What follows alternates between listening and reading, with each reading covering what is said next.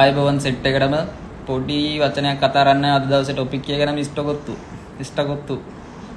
ඇත්ත පැත්ත වන්දන් කියන්න හදන්නේ.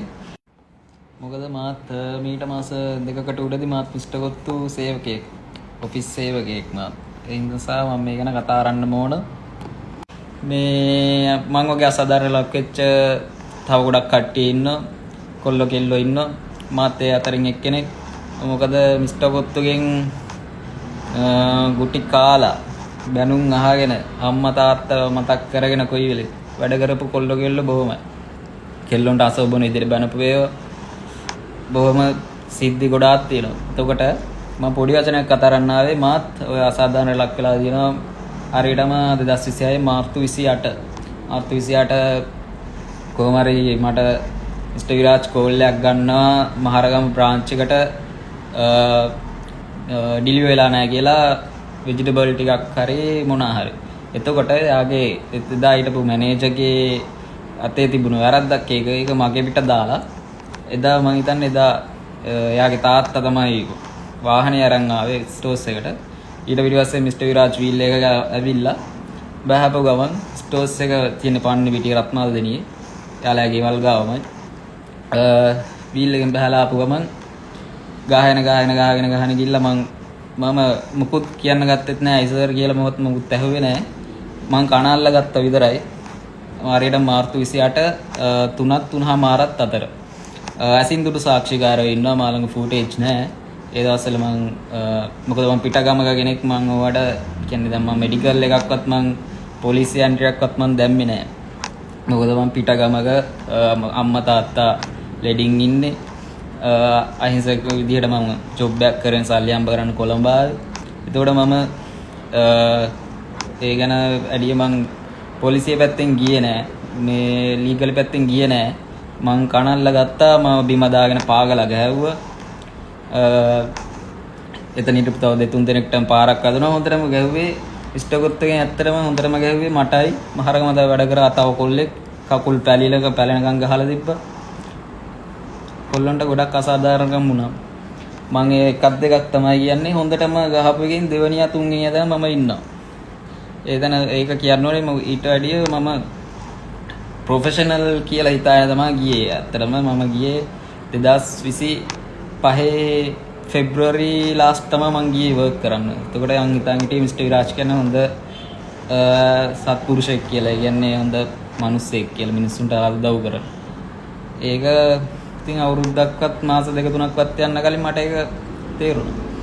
ඊට පස්සේ ඉතින් මම ලීගල් පැත්තෙන් ගියේ නෑ මොකුත්. එතන හිටපු දෙන්නේ තුන් දෙනෙක්ටත් ගැව්වා.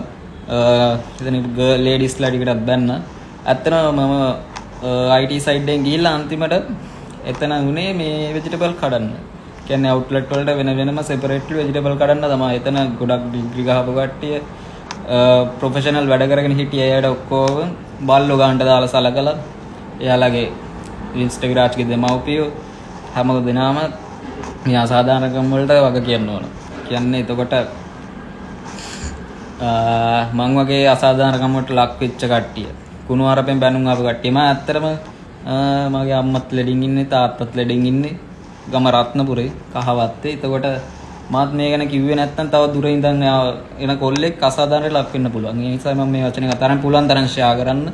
අනිවාර්යයෙන්ම මේ ගැන මෙයා කරන්න. මොකද මේ අවුරුද්දයි මාස 6ක් සේවය කරා.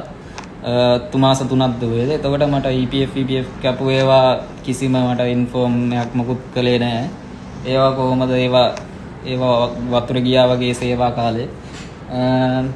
මම ඉතින් පැත්තකට වුණා මේ සර් මම එදා ගාපු දවසම මං සර්ට රෑම කෝල් කරලා ඉවස මම පහුවදා ඉඳන් එන්නේ නැහැ මෙහෙමයි කියලා. එහෙම ගියා. ඊට පස්සේ මට රිප්ලයි එකක් දාලා තිබ්බා. ඒව කරන්න එපා වැසුන් මේ 10 වෙනි දිනකන් එන්න. මේ ඔයාගේත් එක් වැරද්දක් තියෙනවානේ. මං කිව්වා සර් මගේත් ඒ වැරද්දක් නැහැ. මෙහෙමයි කියලා. හරි මේක කොහොම හරි දැන් වෙලා ඉවරයිනේ.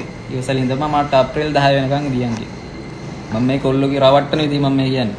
හරි අමානුෂිකයි මේ කියන්නේ දුර ඉඳලා එන කොල්ලොන්ට සලකන විදිය.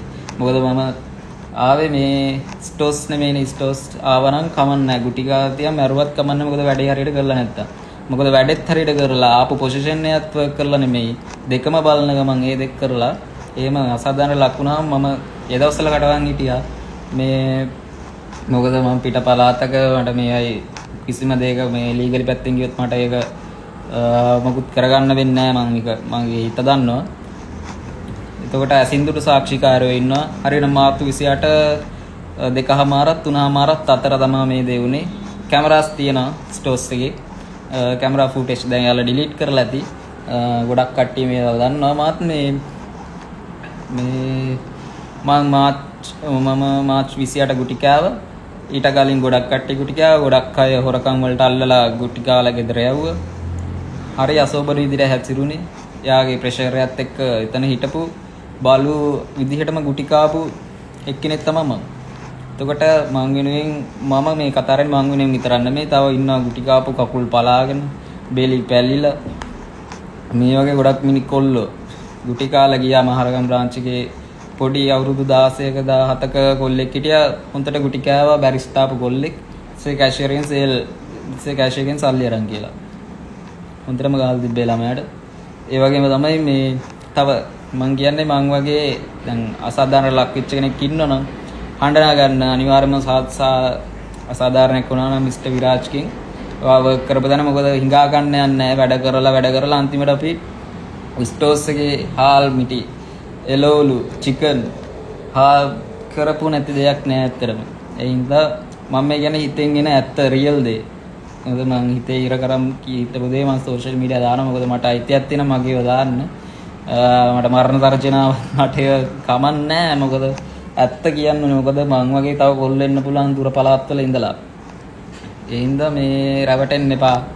මේ වගේ දේවල් වලට පුළුවන් තරම් ෂෙයා කරන්න. මොකද මේ වගේ අසාධාරණ ලක් වෙන්න දෙන්න එපා තව එක මිනිස්සෙක්ටවත්. තව චූටි දෙයක් කියන්න ඕනේ. මේක උනේ ඊයේ මේ පෙරේදා. මිස්ටර් විරාජ් මට WhatsApp එකේ කෝල් අරන් තිබ්බා. මම රෙස්පොන්ස් කරන්න මට බාරි වුණා. ඇත්තටම වැඩක හිටියේ. වැඩ බිසි වෙලා හිටියේ. එතකොට මම ඔෆ් ටයිම් ඊවිනිං ගත්ත කෝල් එක.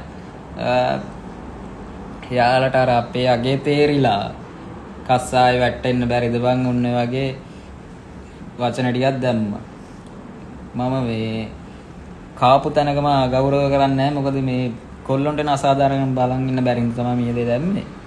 මොකද මේ මිනිස්සුන්ට ඔය වගේ තත්ත්වය අපිව බල්ලු ගන්නට දාපු සේවකයන්ගෙන් ආයි වැඩක් තියනවා කියලා මිනිස්සුන්ටම තේරුණා. එතකොට ඒ වගේ මිනිස්සු ගැන හොඳට නොලෙජ් එකක් තියෙන්න ඕන එන මිනිස්සුන්ට. ඒ කියන්නේ කොළඹ එන මිනිස්සුන්ට කොහොමද සර්ලාගේ බොස්ලාගේ වැඩ කොහොමද කියලා. ඒ හින්දා රැවටෙන්න එපා. ඒ අයට අර ගිය අයින් වෙච්ච කට්ටියත් ආයෙ ඕනි වෙන තැනට යාපත් වුණා. ගුටි කාපු මිනිස්සයම ආයෙ ඕනි වුණා.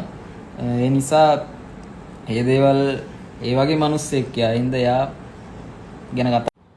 ඇත්තම කිව්වොත් මම මේ ආයෙ සේවට යන්නේ මොකද මගේ අම්මත් පැරලයිස් වෙලා ඉන්නේ. මොකද කොයිලෙක් දැය කටේ දින අම්මා මතක් කරලා තමයි කොයිල් බන්නේ. එතකොට මම ආයෙ අම්මට බැනුම් අස්සන්න මං ආයෙ වැට්ට යන්න ඕනිද?